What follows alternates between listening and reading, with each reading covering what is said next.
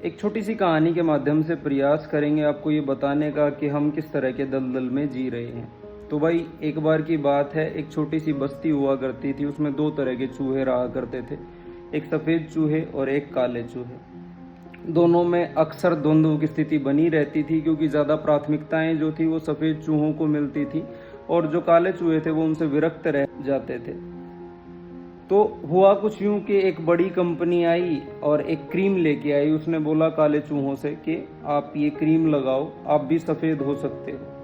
काले चूहे अपने रंग से इस कदर खफा थे कि उन्होंने तुरंत उस बात को मान लिया, कोई सवाल नहीं किया कि हम सफ़ेद कैसे हो सकते हैं, और तुरंत वो उस क्रीम को प्रयोग करने लगे। अब आने वाले 10, 15, 20 वर्षों तक काले चूहे बिना सोचे, क्योंकि बाप दादाओं ने वो क्रीम लगाई थी, सब के सब वो क्रीम लगाए जा रहे थे, लगाए जा रहे थे, लगाए जा रहे थे।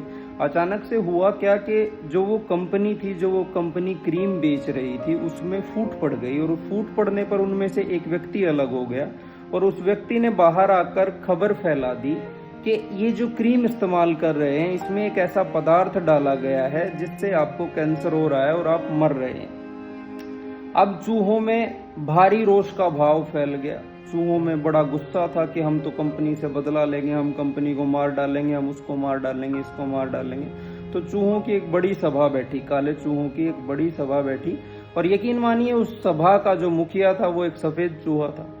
तो काले चूहों ने आपस में निर्णय लिया कि हम तो इस कंपनी को सजा दिलवा कर रहेंगे। कंपनी के सभी मालिकों को सफेद चूहे, जो कि उस काले चूहों की बड़ी सभा का मुखिया था, उसके समक्ष प्रस्तुत किया गया। और सारी सुनवाई होने के बाद जो मुखिया था, मुखिया ने सजा तय की कि जितना भी उन लोगों ने मुनाफा कमाया है, उस कंपनी ने इस 20 साल में मुनाफा जो कमाया है अपनी क्रीम बेचकर, उसका 10% जुर्माने के तौर पर देना होगा।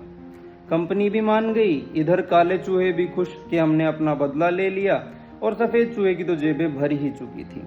अब ऐसा ही कुछ हमारे साथ होता है। एक कंपनी आती है, कंपनी आके बोलती है आप ये क्रीम इस्तेमाल करके देखिए, आप ये पाउडर इस्तेमाल करके देखिए, आप ये खाने में सप्लीमेंट इस्तेमाल करके देखिए, और हम अंधों की तरह उसको इस्तेमाल करते हैं। अब होता क्या है कि 10-20 साल बाद कोई ना कोई एक बंदा निकल के आता है जो बोलता है इसमें एक ऐसी चीज डली हुई है जिससे कैंसर होता है। अभी हाल फिलहाल में MDH मसालों का केस हुआ था जिसमें कार्सिनोजेंस पाए गए थे। उससे पहले जॉनसन एंड जॉनसन जो बच्चों की प्रोडक्ट बनाती है, उसमें कैंसरस सब्सटेंस पाया गया था, और माफीनामे के तौर पे उन्होंने 10-1 बिलियन का जुर्माना भी भरा था।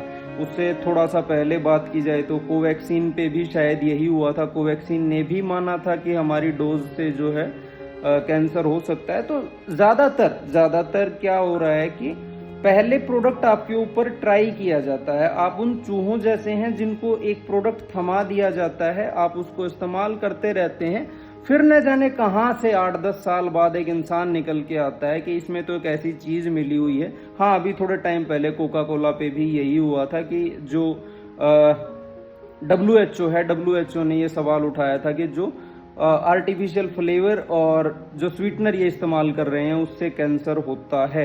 इस पर इन्होंने जुर्माना भरा और अपना वो स्वीटनर बदला भी था। लेकिन वो बदलने का फायदा क्या हुआ जब हम उसको 10 साल तक पीते रहे हैं।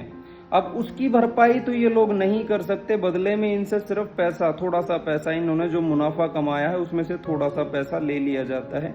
तो सेम सिचुएशन यही आपके साथ है। अंधे मत बनिए, आसपास जो दलदल फैला हुआ है उसको थोड़ा सा देखना सीखिए। आप जो सवाल बार बार चिकित्सकों से या खुद से पूछते आ रहे हैं कि आप बार बार बीमार क्यों पड़ रहे हैं, उसका जवाब आपके खाने में है। ये जो आर्टिफिशियल फ्लेवर्स हैं, आर्टिफिशियल प्रिजर्वेटिव्स हैं, स्वीटनर्स हैं, ये हर एक चीज आपके लिए जहर का काम कर रही है। पैक्ड फूड जितना है वो आपके लिए जहर का काम कर रहा है, लेकिन हम इस बात को मानने को तैयार नहीं है, क्योंकि टीवी एडवर्टीजमेंट में बड़े बड़े एक्टर्स हमें आकर बताते हैं कि थम्स अप पी लो और हेलीकॉप्टर पे लटक जाओ, तुम्हारे अंदर ताकत आ जाएगी, तुम्हारे अंदर एनर्जी आ जाएगी, red bull gives you wings.